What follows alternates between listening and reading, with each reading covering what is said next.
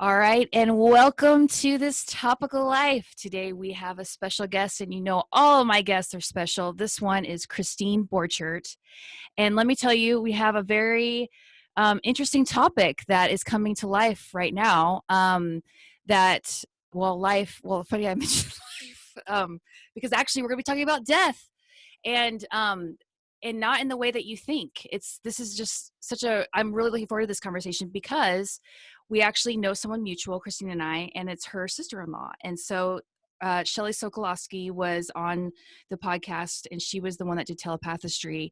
She's the artist. Anyway, so long story short, here we are, and we are uncovering some things that you might have never really thought about. But I think in the light of COVID-19 and just death being part of what's on people's minds, and also what are people dealing with, and families and friends and children and all the whole shebang. And so Christine is here to unfold what exactly what she does, and her job and everything like that. I will say that you know what, why don't you just go ahead and start, introduce yourself and what the name of your company is and all that kind of stuff.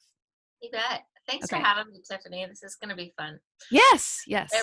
Everybody says, isn't that so depressing to be an end of life doula?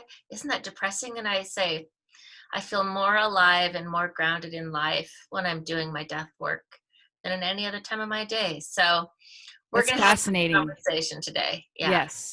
absolutely. So I am an end of life doula, and I have three partners in our company, Evening Star End of Life Doula Services. My partners are Darcy Shaver, Deanna Heggie, and Marianne Genta.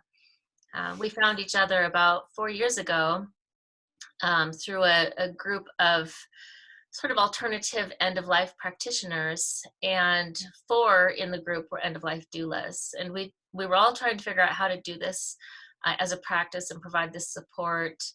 And we just merged and melded, and trust grew between the four of us, and we decided to start Evening Star together so we could collect our resources and our energies. And also, doing this kind of work, you really need support.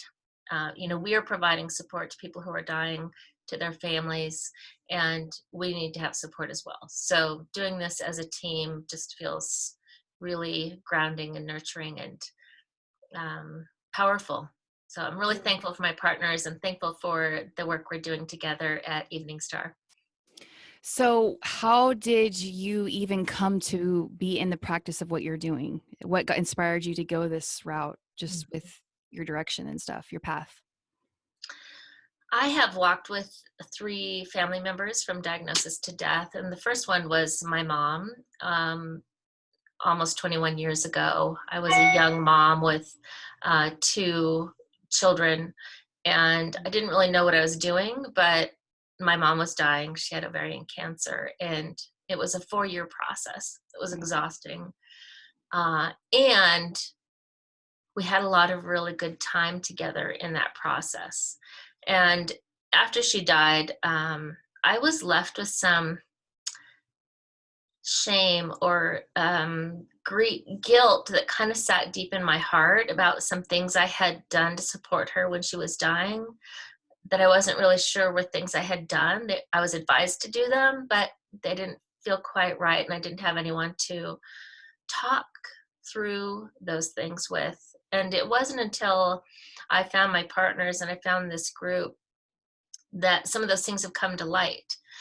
So how did I get into this work specifically? It was my mother, and then my father. Walked with my father from diagnosis to death of Lou Gehrig's disease. Wow. And last, my maternal aunt died of pancreatic cancer. And she is really the reason I'm an end-of-life doula. She didn't have any immediate family except for me, who was willing to show up or able to show up emotionally for her. And she was a very independent person, had always taken care of herself financially, and very engaged with friends and in the community. But when she got that diagnosis, she was shaken to her core. She's like, how am I going to do this? How am I going to die? I don't have anyone who can help me, because she didn't have children. She didn't have a husband or a partner. And she did not want to die in some place with strangers taking care of her. Right. So I spent 3 years flying to San Jose about every 6 weeks, and we'd spend almost a week together and just sort of catch up with how she was doing, what was on her mind, how was her treatment going, and ended up being able to have her death at home, which was what she wanted. Me and two of her best friends were able to give her that. And it Wow. was after her death that I thought, I can show up for people in this way. I'm not afraid of sitting bedside when somebody's dying. I'm not afraid to emotionally hold space when they are processing and going through their life and trying to figure out who do they need to talk to, and who do they need to say goodbye to. That, really being able to sit with someone and not needing to fix things for them. I think a lot of times people who are dying or have a terminal diagnosis and are beginning to have that realization that, yeah, I guess I really am going to die. It's very hard for them to be able to express their truth because a lot of the people who love them don't want them to um, admit or acknowledge that they're going to die. Yeah. You hear all the language around, don't give up, don't be a quitter. You're not a quitter, mom. Be more positive. And if a person who's dying tries to say what's really happening for them, and their family member says, oh, don't be let's not talk about that. That's too depressing. Or, let's focus on being positive, or beating this, or, it, it, it doesn't lead to the person who's ill being able to trust that person with what's really happening for them. Yeah. I gotta tell you, Tiffany, that is one of my deepest, deepest sadnesses, that when we are with people who are dying, we aren't willing to let them just say what's happening for them. We don't have the ability to hold that. We haven't been given the experiential learning in our society of how to be with somebody who's dying and to know it's okay and to know it's part of life.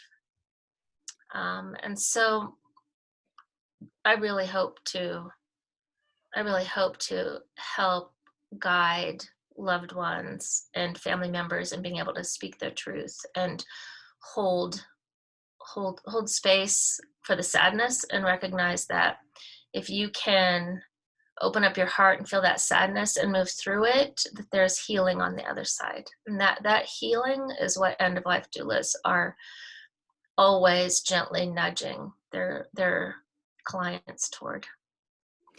Well, there's so many questions and things, and we're going to talk stories first, just to give you a picture. Like, you want to give a picture of what it actually looks like, and that might answer a lot of questions that people might be having.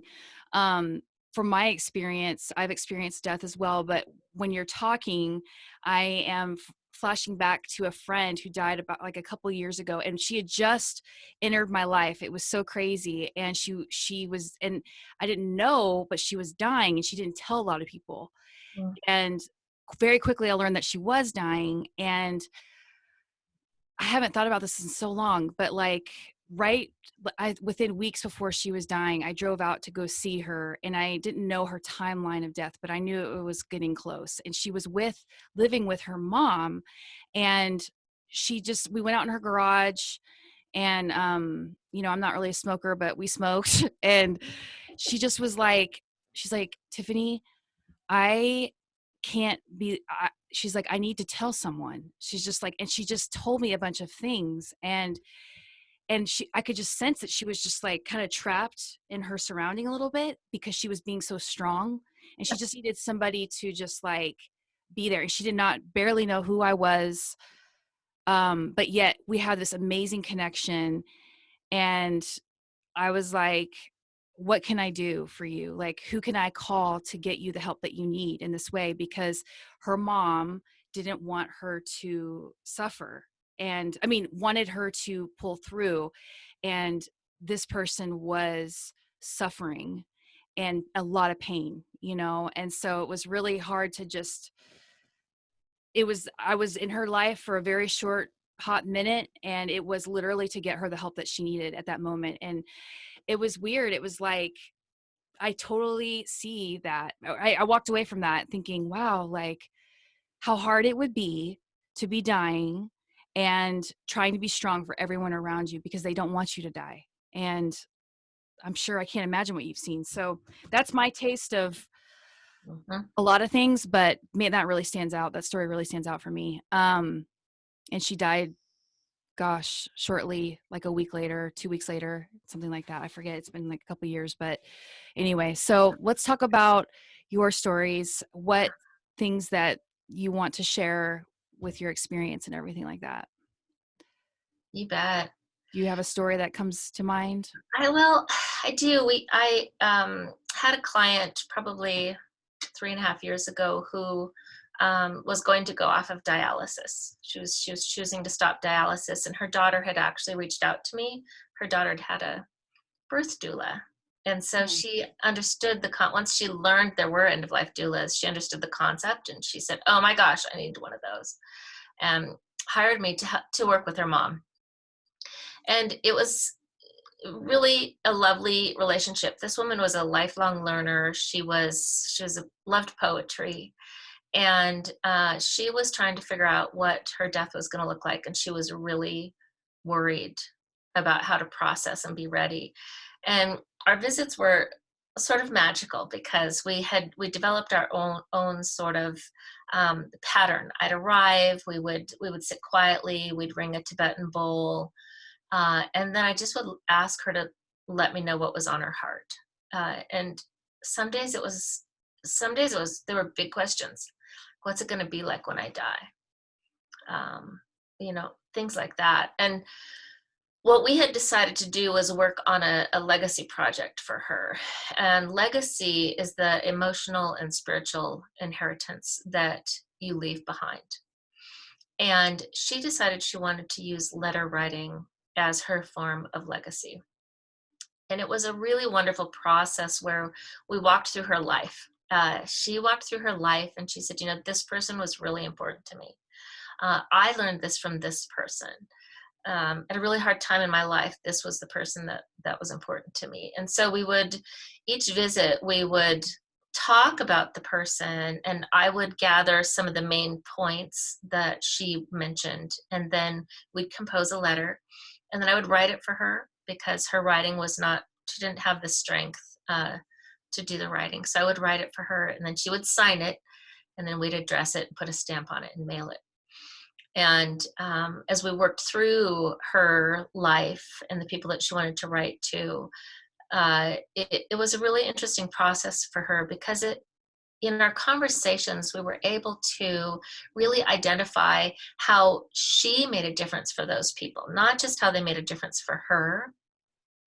And I think one of the things that's really powerful for people who are dying is to recognize where they have had meaning in their own lives.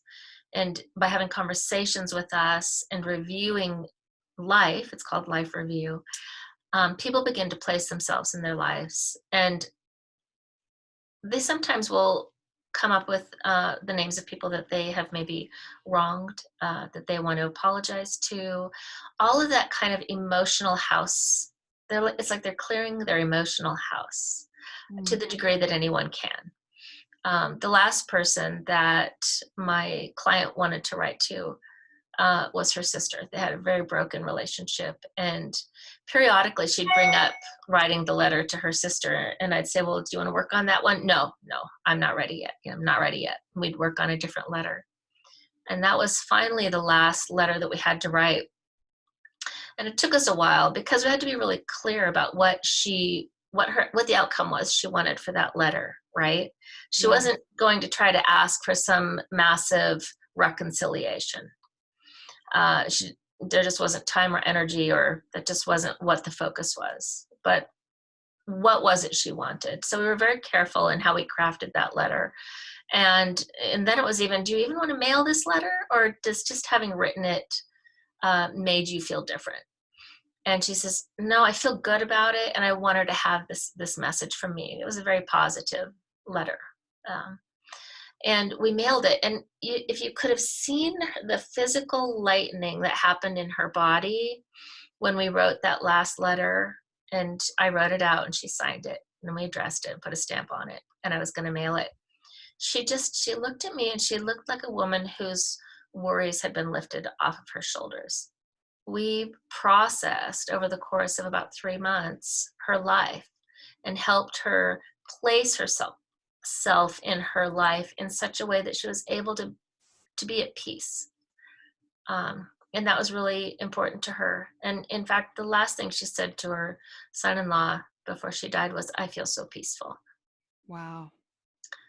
That Yeah. means, does that make you feel like you've done your job? Is that what the most, Hmm. like, where you're like, okay, that is exactly what we wanted results wise for Yeah. yourself? Yeah. Absolutely. Along with that, while we were doing that, we were also working with her family to help prepare them. She had an 8-year-old grandchild, and they were trying to figure out the grandchild's place in this process and in those final days. And it was it was a family that really wanted to do it well. They wanted to do death well, and they committed to it, and they had those conversations. And I ended up not being there when she died because the family was ready. They were ready. They had their support team in place. They did a beautiful job. They called me after she died, and I went over there, and we just all stood around her bed and held hands and told stories. Even the 8-year-old granddaughter, she was just kind of curled up in a chair next to her mom. And when we were going around the group sharing stories, and when it got to the granddaughter, she leaned up to her mom and whispered in her ear how she wanted to contribute to that sort of final honoring. And her mom shared what she wanted to say. That was her way of being present. um, so helping families understand how to make this appropriate for children, for grandchildren. What I know, Tiffany, is that yes, that family had a good experience. They lost their mother, their grandmother, but they did it in a really honorable, respectful, loving way. And there's now an 8-year-old child out there that has an experience around death that's not terrifying, or they're not being sheltered from it because it's something so horrible nobody should witness it. We have to begin moving death back into the understanding of it as a normal part of the life cycle. We have to do that. We have to. So with that, it's like, since I've never really heard of a death doula, I mean, I've had a birth doula, I'll tell you that. Mm. And usually they come in to about the time when you're preparing for the birth, right? So 9 months, you start, whatever. So really, it sounds like you probably get contacted around that time frame of like, okay, we saw your service. What is it that you do? Like, how does someone approach you to even start that? Like, because I'm guessing every scenario is pretty different, especially with different personalities and family members and all the kind of things. Like, what are some things that you kind of like, okay, so I'm going to call you, like, I'm calling you and I'm like, Christine, this is the deal. This is what's going on. And how does it happen? Like, how does it unfold for you? Do you get what I'm asking? Sure. If you Okay. called us, I mean, the first thing we would be doing is listening and assessing what is it you need, who is it that needs the support. Not always is it the case that the person who's dying is open to our support, um, but we can support a good death, or a death, a less chaotic death. I Yeah. don't know if we should say a good death. I think that's something we're trying to move away from. Death is just death, and there are going to be really hard moments no matter how prepared you are. And there can be some really beautiful moments, if you're open and you have someone to support you in that openness. But if you called, we'd find out what you need and begin to guide you in that. A lot of people call us because they just need a lot of education. They don't understand their options. They don't understand disposition. They don't understand, how do I get ready? Mm. So much of our preparation is for that, after that final breath, when you think about it, it's for when we can't speak. Advanced directives are for when you can't speak. Wills are for after you're dead. Um, So many of those documents are for when you are no longer able to really contribute your opinion. And we're saying there's an entire component here that nobody's addressing. We take care of the legal stuff, we take care of the financial stuff, um, we take care of the medical stuff, but when are we preparing ourselves emotionally and spiritually for what we're going to go through? You can't just say, I just hope I don't die. I don't want to think about it. I'm not going to think about the process of dying, because you are. So if we were talking, we would be coaching you, or whoever you were hiring us for, to begin to open and give them space to speak their truth and discover what it is that's really on their mind. And everyone is so different. There's no way to know what the questions are going to be. So it's very important for us to come in without any agenda. We don't come in with any checklist, judgment. We really leave that all at the door to the best of our ability, and find out what people need, where they're trying to go. We use something for people where we have enough time. We use something called the best 3 months of life plan. Mm-hmm. And that's really nice because it lets people begin to think about, okay, maybe I have a terminal diagnosis and I know I probably have 3 to 6 months. Where do I want to be in 3 months? And how do I get there? And it allows them to do some big visioning and then kind of look at where they're at now and then begin to baby step themselves. It's an organizational tool. And you can imagine there are some people that would really resonate with. And there are some people that would say, organization, planning, I don't want to do that. Yeah. So we have different tools that we bring out. And I'll tell you, we've worked with people just doing planning and conversation. And we just worked with a client whose mother was dying. I had 2 phone calls with her, 2 half-hour phone calls with her before her mother died. That's all. I never met her. It was during the pandemic. We were not able to support her in person. It was all phone coaching. And those 2 half-hour conversations completely changed the trajectory of her experience with her mother, for her and for her mother, and the after-death experience. There's so much we can do in that after-death time to really pause and absorb the fact that our loved one has died. And yet we don't know that. We think, they're dead. Okay, call the funeral home and they'll come get the body and then they're gone. And you go from your loved one dying, which for some people is years, right? Years of a terminal diagnosis. You're heading there. But after that final breath, that's really a different reality. And we really try to encourage people to take their time. You can keep your loved one at home for 24 hours without calling anybody.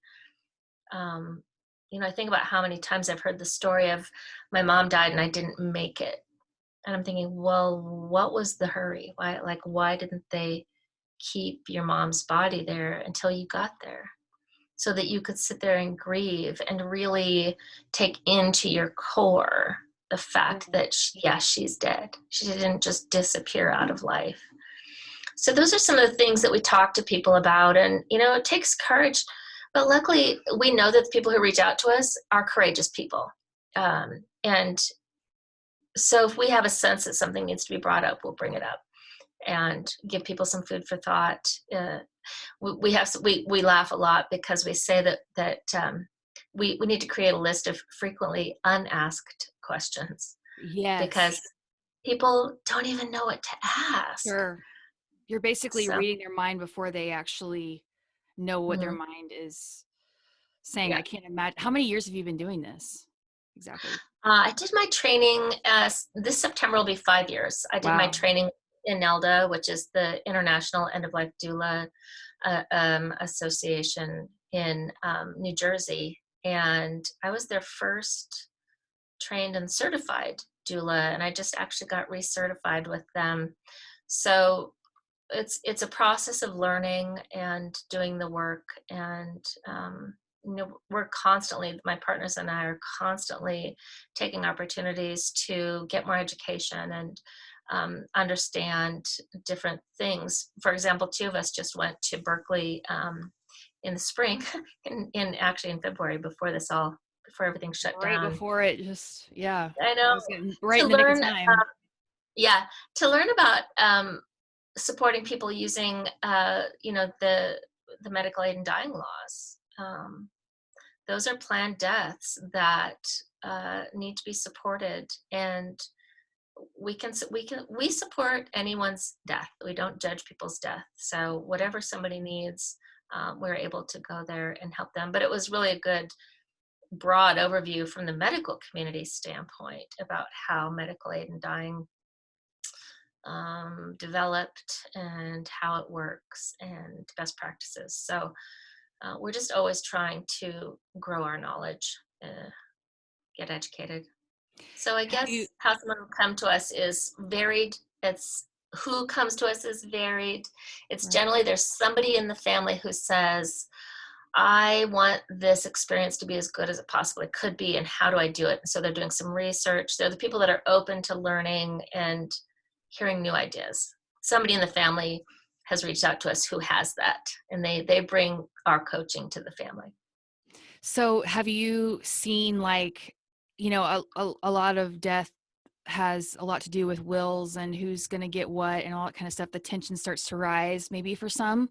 Like, have you witnessed, I mean, it would be so nice to have a death doula come into it, because I think some people go straight to the money, or straight to the like the technical parts of what's going to actually happen. And then this family feud ends on for years because of something that happened within days or right after someone dies.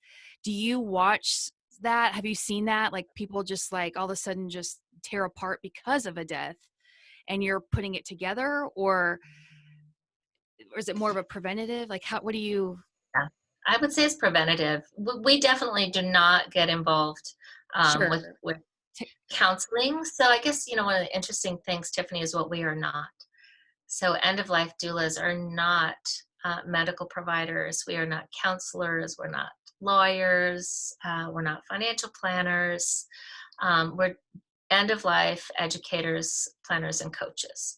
So that is what we do. And if there is a situation that we are not trained for or prepared for, one of our jobs is to encourage people to get that support.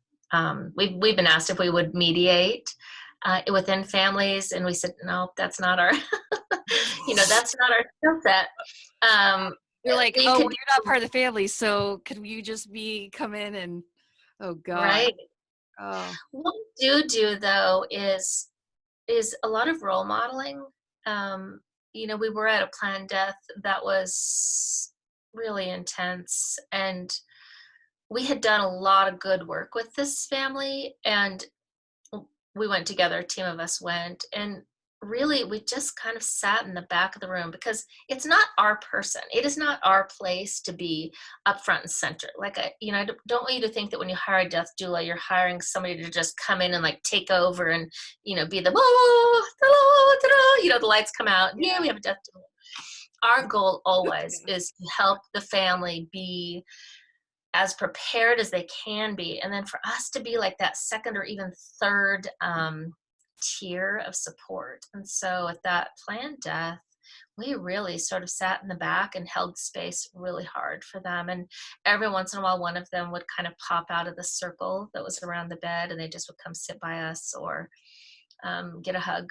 And I think us being able to be there and be calm and see what was going on, it let them be calm. Because if there was something going on that was not okay or that was worrying us, we would have been able to say something, and then they would have known. So just to be that grounding presence of, yes, this is hard, and yes, this is normal, and you're doing a good job, is the kind of support that we can give people in those really intense times. I think a lot of people come to us because they have seen families be torn apart, and they don't yeah. want that for theirs. And a lot of that comes from lack of communication. Mm, Um, and in that communicating, again, that comes back to the kind of the first thing we talked about, right? It's like, if you can open the doors to true, genuine communication, then the family has a better experience. If the person ends up all of a sudden in the hospital and they've haven't really talked to the family about what their wishes are for care. And all of a sudden you're in the hospital and you have the family members, one person saying, but this is what mom said she wanted. And the other person saying, but I don't care. This is what I want. It's so hard on people. So for us, it's having conversations, it's being clear, it's giving people the courage to speak what they want, put it in writing, share it. We'll do a lot of role modeling with people, let them practice saying what they want, which makes it easier for them to say it out loud to their loved ones. Probably your friend was able to open up to you because you weren't a family member and you weren't so close. Yeah. I Yeah. think that's one of the reasons people appreciate having an end-of-life doula around. We're not carrying anybody's emotional stuff, right? We are able to just be there and see them Yeah. and listen without needing to do anything. And people need that. I mean, they absolutely do. I mean, it's just like this fragment in time that is so essential, in someone's life. I mean, up at the very end, man. I mean, yeah, I was going to say too that, um, back when you were talking about, you can have the body there for 24 hours after. I didn't know that, actually. I mean, I kind of knew that, but I didn't know how many actual hours or whatever. But my sister got married last year, and shortly after that, she was like the last one to get married out of all of us, out of five. And my mom, she was just like, like after a wedding, it's like, whew, a lot of going on, right? Well, she comes back, and we're in Austin, Texas at the time. And she comes back to Dallas, and some of my family follow her back to Dallas. And then 3 days later, it was like 2 days later, my grandfather died. And she was taking care of him at the time. Like, she wasn't there when he actually died. Her sister was. He went to take a nap, never woke up, right? Well, long story short, just completely traumatic. And it still is very difficult to wrap our brains around, I think, because of that, of just the sudden for her, especially, and her mom dying previously to that as well. So it's like two deaths in a short amount of time, and then a wedding as well. And anyway, so what was interesting is that my biological mom also passed away. And one thing I've noticed about myself is that I like to see the person gone. Like, that's important to me. And I didn't know why. And because I wasn't able to see my biological mom after she died. But, but with my grandpa, he was there for a little while, and and I was just like, can you just send me a picture of him? Because he was still in bed and stuff. And it's still just, it hit me. This is what's so crazy, is that it hit me so deep, and I realized what I needed. And that was, to see him gone showed me how much he was alive. It was weird. It was trippy. It was like, because he didn't look like himself. He looked like a shell of someone. And who I know of him was so far beyond a human body that it was like, I could just cry thinking about it, because it was like, God, I really miss him. But I didn't expect to talk about that.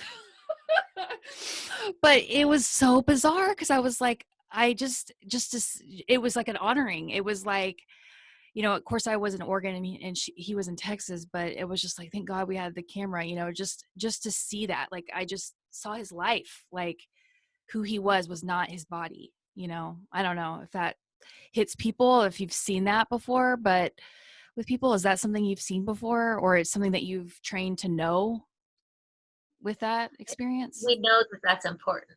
We know that that deep understanding of them not being there anymore is important. And, there are different faith groups that have different beliefs. I think it's the Buddhists want to keep the body for 3 days. They believe it takes 3 days for the spirit to leave the body. Everyone has sort of different ideas. I just think for us emotionally, for our healing, we need to be able to sit at the bedside with our person dead for it to begin to become real. Um, I mean, I learned so much stuff when I started doing this training, Tiffany. There are people who are home funeral guides. And I don't know if you've ever heard of that. That would be an interesting interview for you. Home funeral guides actually bring in dry ice packs, and they cool the body, and families will set up um, sort of a altar. People will bring flowers and photographs, and they'll sit around, they'll sing, they'll tell stories, they'll read prayers, they'll just talk. And it's how we used to do death. I mean, that's what the parlor was Yeah. for. The parlor was where our dead rested before we buried them, and the family, sat vigil, and it became real. Not for some people, that's just too much to fathom, and that's okay. But I think it's also okay to just understand there is no hurry. Like, when your person leaves the home is when you are ready. And I've even been in situations where half the family's ready and half the family's not ready. So what do you And do in that? then I just let the family know it's not time, and Okay. stay with the person that still needs their time with the dead person, and just be there and hold that space for them so they can process. Yeah, it's so interesting. So basically, essentially, you walk into a situation or you're invited into a situation Mhm. and you don't really technically know what's going to be hit you. I mean, you literally, every case is different, right? I mean, Mhm. what's the shortest amount of time you've been with a family and what's the longest amount of time you've been with a family? Because it sounds like you're also with families afterwards dealing with what you've tried to prepare before, dealing with after. Like I read somewhere on your page that you have services where you can talk to them continually, like they can call you anytime or they can, during, I don't know, or around that time during the process or after the process. Like how short and how long have you been with someone? The shortest we've been with someone was this woman whose mother just died during the pandemic. She had been aware of us, and her mother was not doing well, but she didn't really know her mom was dying until about 2 weeks before her death. Oh, When the doctors finally said, this is, well, they didn't even really say it. And our client is an ER doctor, Tiffany. oh. So just think about that. An ER doc who couldn't didn't know the signs or couldn't see the signs of where her mom was going. I just think there's something so interesting in there. And the fact that the doctors, that they weren't having any conversations with her. But the more, when I did talk to her, she was saying, my mom did not want to talk about this. My mom was not open to talking about this. Um, and so when she finally had moved her mom home, and she was explaining to me what her mom was doing, which was not much. She was pretty much nonverbal, and home in the bed. And she was saying, I'm just so tired. I just need to go to sleep. And I said, I know your mom didn't want to talk about this very much. I said, but I really want to encourage you to go sit by her, and I want you to express to her what you've learned from her. What are the life lessons she has given you? What are the strengths she's given you, and how are you going to take those forward? I want you to let her know that you will remember her after she dies. If you can do that for her, you are giving her a gift that could ease her dying, because that is one of the existential things that starts to cause anxiety for people in those final days. They really realize, okay, I really am going to die, and I have no idea if I'm going to be remembered. So when I talk about the legacy work, like we did with our first client, that's why this is so important. You've spent some time figuring out how to leave your messages and your wisdoms to the people that you love. And so this family hadn't had that opportunity. And I said, please, please, before you go to bed, just sit by her and share some of these things from her, what you've learned from her, and how you will remember them, how they will play out in your life moving forward. She'll need to hear that. I said, and if you can, just curl up in bed with her. And she did both of those things. She had called me saying, I'm so tired, I need to go to bed. And instead she went and she sat with her mom and she talked to her and talked to her about what she'd learned from her, what strengths she was carrying forward, how she was going to remember her in her regular life. And then she just curled up with her in bed, and she died a few hours later. Oh my gosh. Yeah. I Wow. mean, she would have missed that. Yeah. Well, what a gift And to the doctor too. I mean, she might not know it in that moment, but she will in the months following, right? she knows it. She knew it the next morning when she called me. She said, "Well, this is what happened." And also in the last thing I said to her was, when she dies, do not call the funeral home right away. If there's somebody that needs to come see her, make time, create space for them to come see her. And a number of people did come to sit by her body. I encouraged her to consider washing her mom's body as sort of a final gesture. And she did that. They had caregivers there, and she invited the caregiver to help her wash her mom's body. And she just said that was one of the most powerful things she's ever done. It's Wow. really interesting. I've been involved with a number of the body washings, coaching them.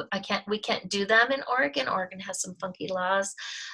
We cannot provide support for families if it involves caring for the bodies. It's something I don't know, for funeral homes got passed like 10 years ago.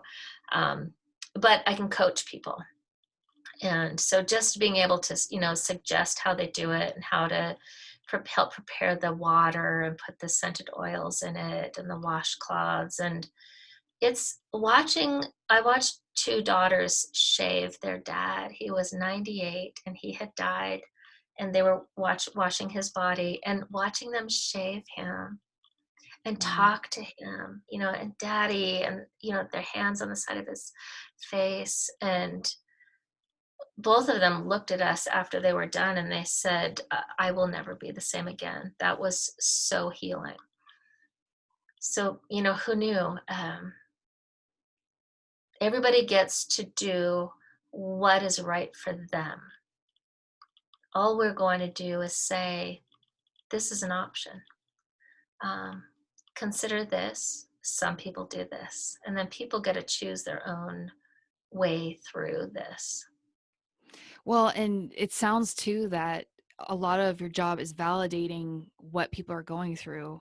I mean, I know, I am totally all about that. Like, is this normal? When I'm feeling, is this normal? Is this normal? Is this normal? I would say anything to know that I'm normal, like, because it's just such an abnormal thing. And yeah, I don't know. I would question everything. So yeah, just being that voice of like, yeah, this is normal. You're okay. Like, this is what, yeah, that's got to be so huge for so many people. So, and then what is like a longest thing where, how long have you communicated with someone after they have passed, as far as like keeping in touch with the family or anything like that? So what we do is we offer 8 to 12 weeks after the death a reprocessing visit. So we really aren't post-death counselor. Again, we're not counselors, right? Right. And our job is to help families be ready for that period before the final breath. Okay. So that period after is a time period where people are, well, after a death, your brain isn't working very well, and things are hard to comprehend. And if someone reaches out to us, we'll talk to them a little bit, help normalize what's happening to them. But what we do is a reprocessing visit 8 to 12 weeks after the death. And that's an opportunity to bring together anyone who was present at the death, what the doulas, as well as the family members, to just kind of revisit the experience and see if anybody has anything that they're questioning or doubting, or they're not sure if they did it right, or because those doubts that people carry, I honestly think that there are so many people in this world walking around with secret hurts and shames that they haven't had brought out into the light because they don't know who to say it to, and they don't know how to bring it out because they're afraid of being judged, and we don't talk about death and what's normal, and so people hold things in.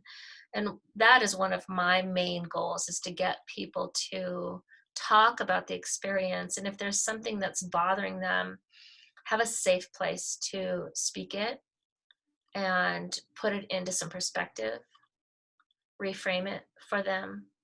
And it's interesting.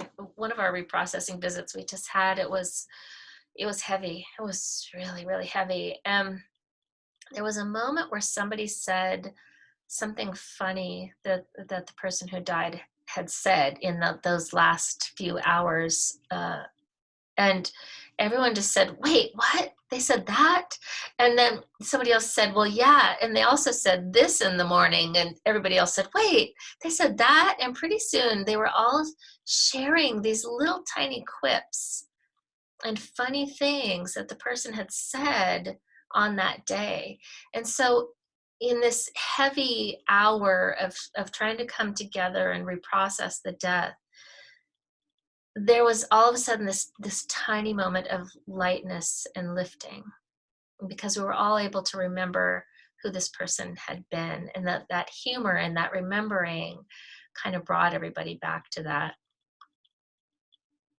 That's amazing. That's so cool. I mean, there's like a million questions in my head I could ask you, like, because you probably have so many stories, and you want to, I want to like ask all the questions, like, okay, what do you do if this happens, or if this happens, or what if you do that? I mean, there's just so many scenarios, but like, it sounds too that you had struggled with, when your loved one had passed away, that your mom especially, just Mhm. having some shame and guilt of some things that you weren't sure about, that maybe that propelled you to be that person for somebody else, which I think is really cool, to use that, you know that gift that you clearly have. Sounds like you're a really sensitive, deep feeler, that can help people in this way, right? I mean, geez. I mean, and also so awesome that you have a team there too. I imagine a lot of debriefing happens Yeah. after. Do you have like mandatory ways of dealing with it too? Like, or maybe you might want to shy away from a situation, but they're like, hey, we need to talk about this. I mean, I don't know. I have quite a few friends who are therapists, and they see, every good therapist sees a counselor of their own. I truly believe that. So that accountability almost, is that help you stay afloat? Like, how do you take care of yourself in this process? Because I imagine you see a lot, or you're Yes. used to, I don't know, like, I don't know, describe that process for you. Yeah, no, you don't get used to it. It is incredibly sacred space when someone is willing to let you hold their fears and their heart. Mm-hmm. Um, and what I have learned for me personally is, I have to have equal recovery time Mm-hmm. to the time that I have served. Um, and my brain doesn't work very well once I'm done. And I have to just go sit, sometimes get my feet in the grass, be out in nature, be by some water. And it takes me a while to come back into my body. When you're holding space for somebody and actively, using deep active listening to find out what's really happening for them, and giving them the bits of, the tiny nudges or the bits of information that will help them come into themselves and ground and feel confident. It's really intense. Um, but yeah, it takes me equal time to recover. And I am so thankful for my partners. We always know when one of us is going in, especially if it's a highly charged situation. We definitely have somebody kind of on backup. And, if we ever needed to step out and phone one of the partners and just get some support, we know we can do that with each other. We have been often providing support in teams. Mm. Um, and that's not any extra cost. It's just, if we can, we'll send two people. Um, because we all come from really different backgrounds. Our trainings are different. Who we were before we were end of life doulas is really different. Our life experience around death is really different. And so, how we assigned partners to the new clients kind of depends on who that client is. It Mhm. seems like there's always kind of a right fit. We know who should be the lead doula and who may be the right partner and support person for them, from our team. Um, That's yeah, huge. That's huge it, because I could basically we, call you up and be like, "Hey, this is what we're going through. Give me someone." yeah, I mean, that's amazing yeah, to have a team to choose from like yeah. that. That's It, huge. it's a blessing, and I will say that end of life doula work has always presented as very high touch in person work. We travel to people. We travel to their homes. We can provide support in a hospital, in an assisted living, in a private home. And so when the pandemic hit, all of a sudden, everything we've built our belief system around for our business is, well, how are we going to do what we do if we can't be in person? And I have to tell you, we have gotten 3 clients since the pandemic hit, and all of our support is via Zoom and phone. It's highly effective, and we're really actually, it's kind of liberating to recognize that we can support people in this virtual way. Is it the same? Probably not, especially if what somebody needs is us sitting bedside so that they can go take a nap, right? Yeah. That we can't do right now. But still, if we can help people with that emotional space to just speak their truth and be real and be heard, and then maybe come up with a couple of next steps to help them sort of right their ship, we can absolutely do that virtually. So, the pandemic is such a challenging time for us right now in the world. And I think for our business, it has shined a bit of a new light on how we can do our work, and the fact that we can be more creative and have a broader reach than we had anticipated. So, if I'm going to say I'm thankful for anything coming out of the pandemic, it's that awareness. I'm glad I'm not going to be limiting or having limiting understanding of how we can do our work. So, Yeah. Well, and honestly, I think one thing that you really have going for you is a team, really, because in a if virtual situation and there's multiple people that can be, you know, available, that was a good fit is huge considering you can't be with that person physically. Like, I just think that's amazing. Have you had, you said 3, but like normally do you work out of just Oregon or have you traveled far or like, I mean, now that you're doing it virtually, that nothing's off limits, but are you used to doing it more in person? Like, is this a local thing or have you traveled parts of Oregon or how does this usually look for you? we have clients from Vancouver to McMinnville, to almost as far as Corvallis. Wow. So if it's the right situation and we have the manpower and the time, we will travel. But we are starting to make some really good friendships of some new providers of end of life doula support. In Bend, there's a wonderful group of people doing this work. The Bay Area has a lot of amazing people. Seattle has a lot of amazing people. So, we're able to sort of help people find someone close to them if that's what they need. Or we aren't set up to travel outside of sort of the, greater Portland metro area if we're Yeah. doing the in-person support. Right. Well, I mean, there's just, again, there's so many thoughts and stuff. Um, so have you've done Zoom calls with people Hmm. you've had the services, it's available. So really anyone listening could technically reach out to you, technically could. Yeah.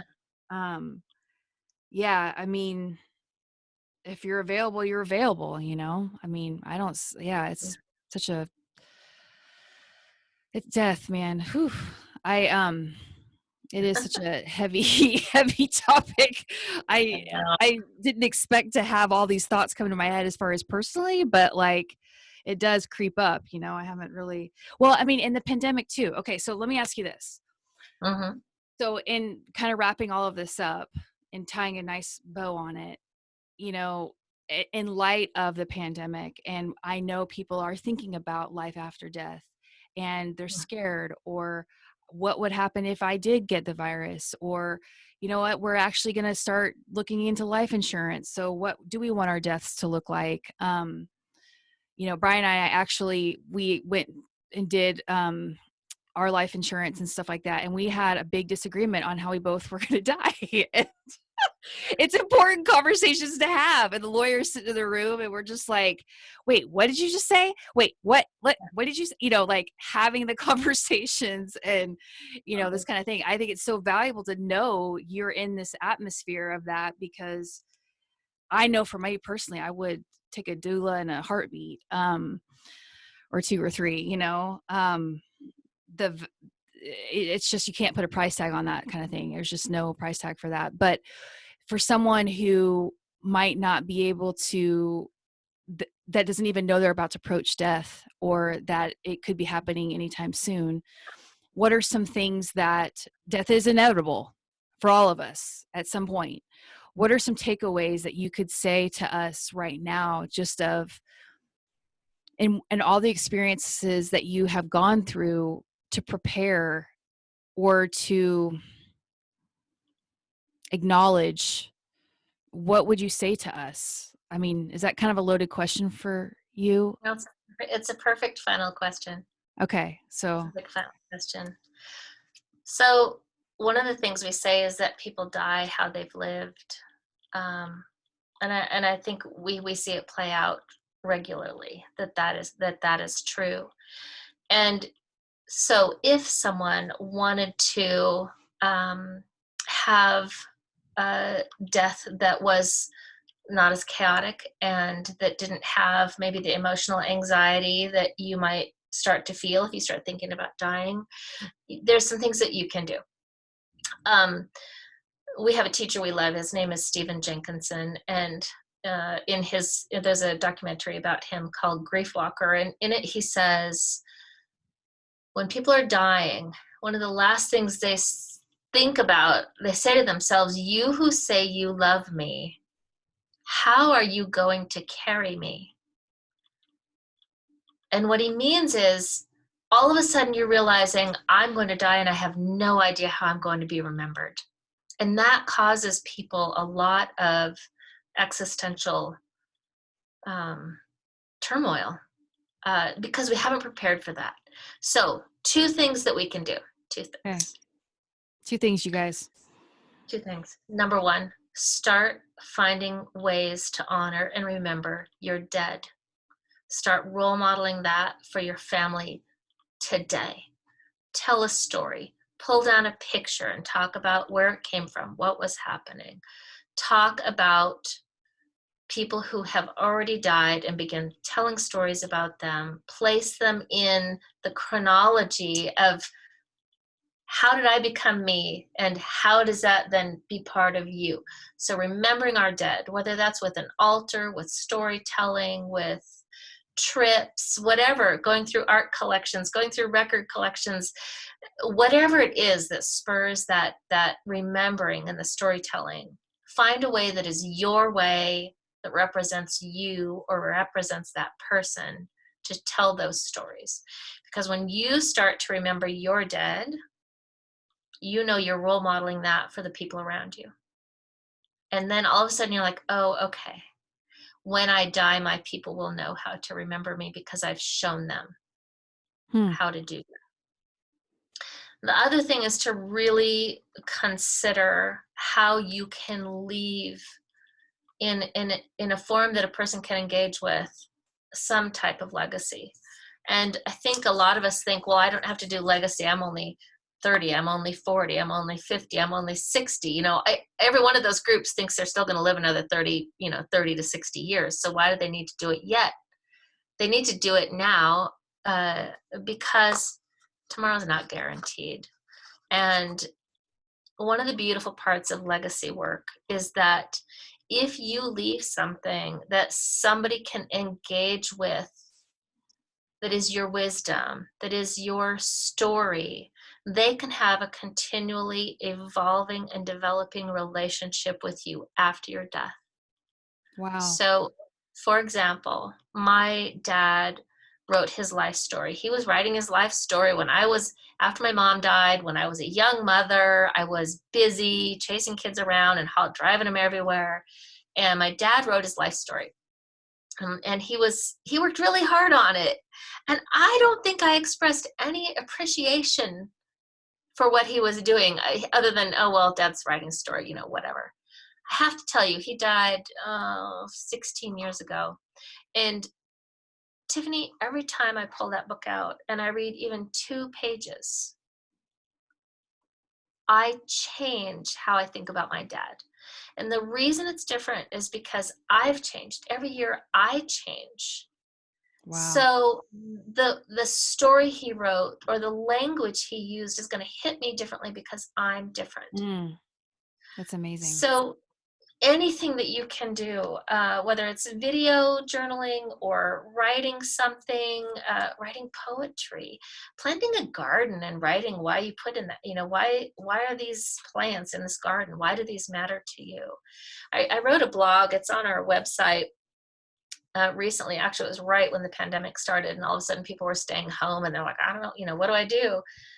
And I said, start walking around your house and look at things that matter to you. And get out a pen and paper and write down why this thing matters to you. Not just who you want it to go to. Don't just plaster somebody's name on the back.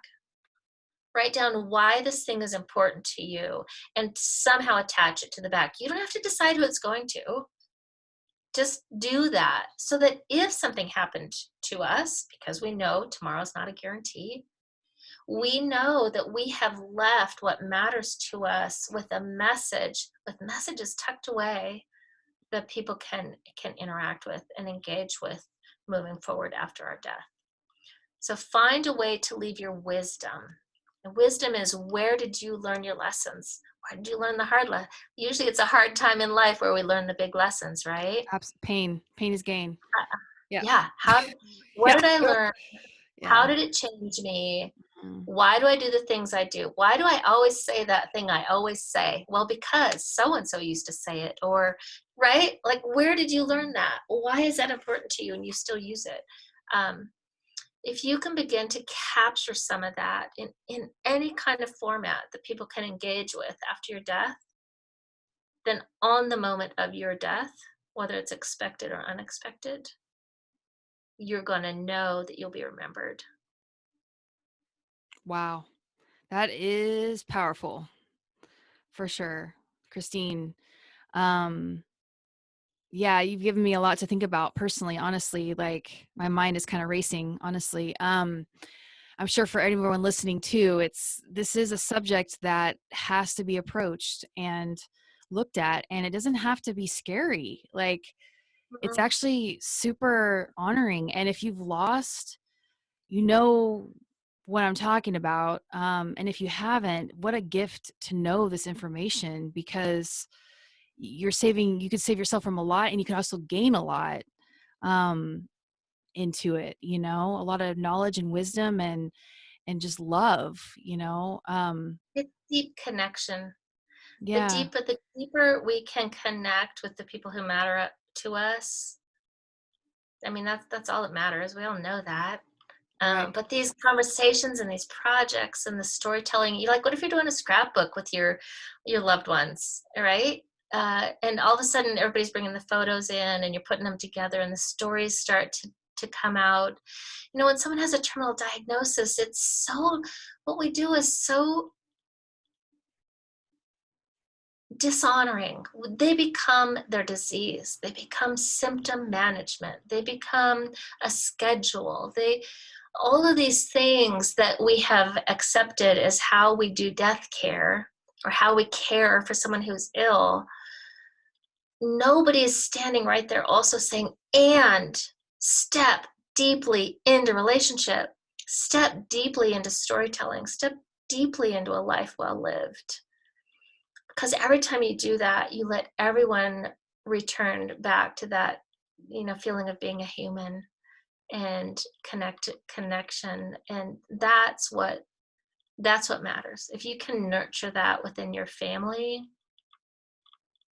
things go a little easier. Wow. Well, Christine, you've given us a lot to think about, and I feel so blessed to even have had this conversation with you. This has been a long, long conversation happening in planning, and then the pandemic kind of threw a notch into our plans, and here we are. So thank you so much for coming on here and talking with us. And if you have any questions or anything like that, Christine is totally available, and her team as well. And I'll be posting website and her Facebook page as well, where you can get all the information you need and that kind of thing. So I'm letting you know that it will be available. Yeah, I guess that's it. Christine, thank you so much for coming to talk with us, and your wisdom and everything like that. I'm So so glad we made it happen. It was a long time coming, but yes, it it was was. really great talking to you. And thank you for the work that you're doing, getting people's story out into the world. Again, that storytelling, right? Oh yeah, yeah. Well, I'm gonna stop the recording, but I'm still gonna talk to you real quick. So everyone else out there, have a great week. Have a great whatever's coming your way. Okay. Take care.